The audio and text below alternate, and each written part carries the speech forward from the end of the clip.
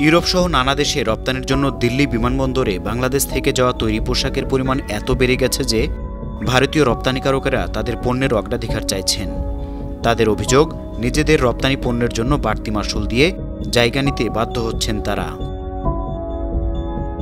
2023 সাল থেকে কলকাতা বিমানবন্দর দিয়ে বাংলাদেশি গার্মেন্টস রপ্তানি বন্ধ হয়ে যায়। এরপর থেকে দিল্লির বিমানবন্দর ব্যবহার করছে বাংলাদেশি রপ্তানিকারকরা।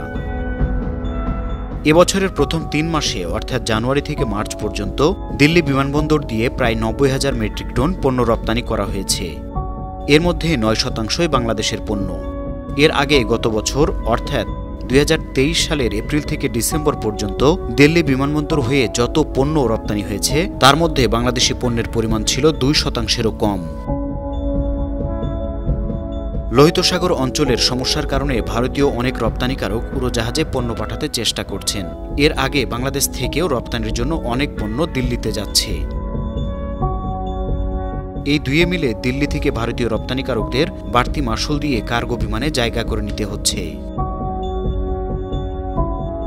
ভারতীয় রপ্তানিকারকরা বলছেন, বাংলাদেশি পণ্যের কারণে পণ্যবাহী জাহাজগুলোর চাহিদা বেড়েছে। এই কারণে কার্গো সংস্থাগুলিকে তাদের বাড়তি মাশুল দিতে হচ্ছে।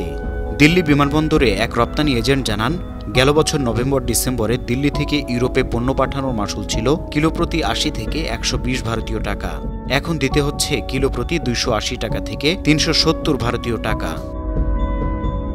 শুধু যে দিল্লি বিমানবন্দর থেকে ভারতীয় রপ্তানির জন্য বাড়তি মাশুল দিতে হচ্ছে তা নয়, চেন্নাই থেকেও ইউরোপে রপ্তানির জন্য প্রায় একই পরিমাণ বাড়তি মাশুল দিয়ে পণ্যবাহী উড়োজাহাজে জায়গা নিতে হচ্ছে ভারতীয় ব্যবসায়ীদের। বাংলাদেশ থেকে দিল্লির মাধ্যমে তৈরি পোশাক রপ্তানি শুরু হয় গত বছর ফেব্রুয়ারি মাস থেকে। তার আগে বাংলাদেশি গার্মেন্টসের একটা অংশ রপ্তানি করা হতো কলকাতা বিমানবন্দর দিয়ে।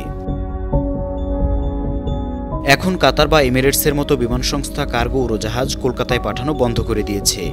অন্যদিকে দিল্লি অনেক বড় বিমানবন্দর এবং ভালো ব্যবস্থাপনার কারণে সেখানে সব বিমান সংস্থার পণ্যবাহী বিমানই যায়। গেল বছরের এপ্রিল থেকে ডিসেম্বর পর্যন্ত দিল্লি বিমানবন্দর থেকে 260,000 টন পণ্য রপ্তানি হয়েছে। তার মধ্যে বাংলাদেশি পণ্য, বিশেষ করে তৈরি পোশাকের পরিমাণ ছিল মাত্র 5,000 কিলোগ্রাম। দিল্লি বিমানবন্দর কর্তৃপক্ষ বলছে, তারা বাংলাদেশি পণ্য রপ্তানির জন্য বাড়তি বন্দোবস্ত করছে। আন্তর্জাতিক পণ্য রপ্তানি ব্যবস্থাপনার জন্য তাদের ইতোমধ্যেই 28টি ডুয়েল ভিউ এক্স-রে মেশিন রয়েছে। আর বাংলাদেশি পণ্যের কারণে যাতে জট সৃষ্টি না হয় সেজন্য আরও 5টি এক্স-রে মেশিনের ব্যবস্থা করা হয়েছে। News desk, 52 TV.